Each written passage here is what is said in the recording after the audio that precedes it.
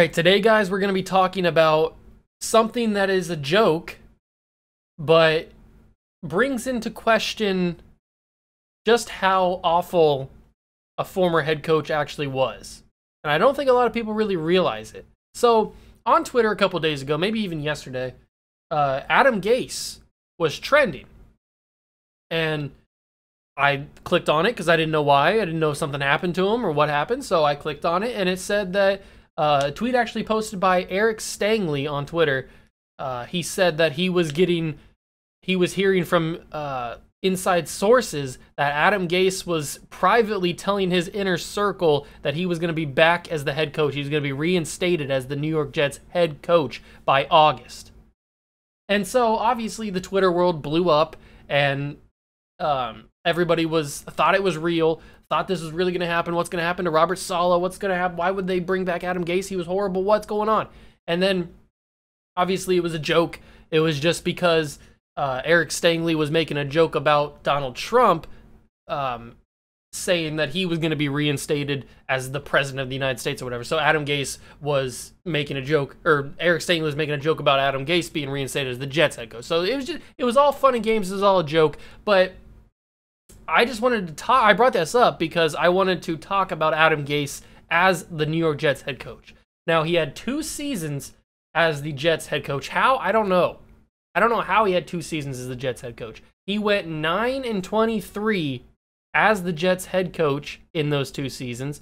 He went 2-14 in that final season. The reason why they fired him, which he probably arguably should have been fired in year number 1. But he went 2-14 for a total of 9-23 overall.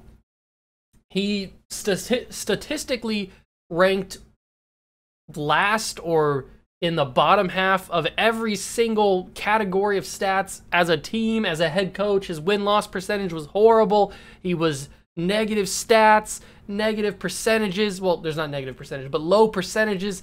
And he was just a god-awful head coach. And I don't think a lot of people really realize that. And so I just decided to bring it up today because I saw that trending on Twitter, and I saw that he was going to be reinstated. And at first, I actually believed it at first. I thought this was actually going to happen. And then I read more into it, and I was like, oh, this is just a joke. But then it got me thinking, like, would the Jets really do this? Would the Jets bring back Adam Gase? And then I was like, no, they would never. They would never bring back a guy like Adam Gase. He was so bad.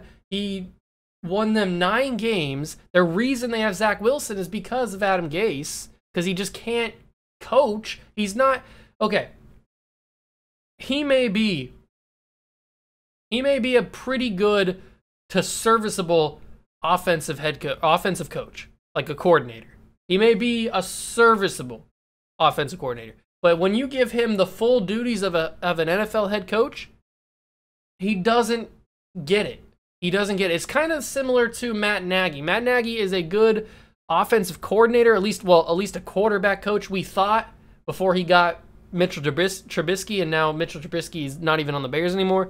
So we thought that Matt Nagy was going to be a good head coach. He turned out to be buns, and now Adam Gase turns out to be buns, although we kind of knew that from his time in Miami as well, that he was going to be buns because he won. I think he won a playoff game, or at least made the playoffs in his first season in Miami, and then from there it was just downhill. But I don't know why, but I think people just tend to forget that Adam Gase, how bad he actually was. He was not good. Adam Gase was not a good head coach for Miami or for the Jets, but especially for the Jets. He ranked last in the bottom half of every stat that you could possibly think of. He made horrible decisions week in and week out. He made a fool of himself in front of the media. He's got the crazy eyes. It just never worked out. It was never a conceivable way that you could see Adam Gase ever being a head coach again. Now, I know that there is a statute of limitations for head coaches that get disgraced and fired, like Hugh Jackson. Hugh Jackson is in that kind of unknown area right now where people are starting to forget how bad of a head coach he was for Cleveland. He's kind of in that gray area now where in a couple more seasons, people will forget about what happened in Cleveland. They'll bring him on as an offensive coordinator or defensive coordinator or some sort of coordinator, and he'll start to bring back that reputation. He'll start to build it back up. That's kind of where Hugh Jackson is. And this goes for guys that signed offensive coordinator and just coordinator jobs in general in college. You know, Nick Saban this offseason went out and signed like 3 or 4 guys, including I think Jack Del Rio, to like coordinator spots or just jobs on the coaching staff at Alabama.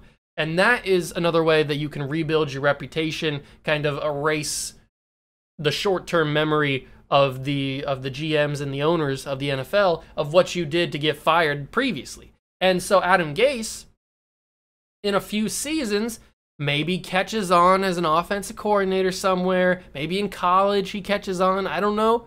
But he starts to build his reputation back up, and then whenever he decides to hang it up, not hang it up, but whenever he decides to move on after he starts to build his reputation back up, he could catch on as an offensive coordinator in the NFL again, or as a head coach even in the NFL again. I'm sure there'd be a team that'd be desperate to have Adam Gase as a head coach if he's proven in the past that he could be a serviceable head coach again.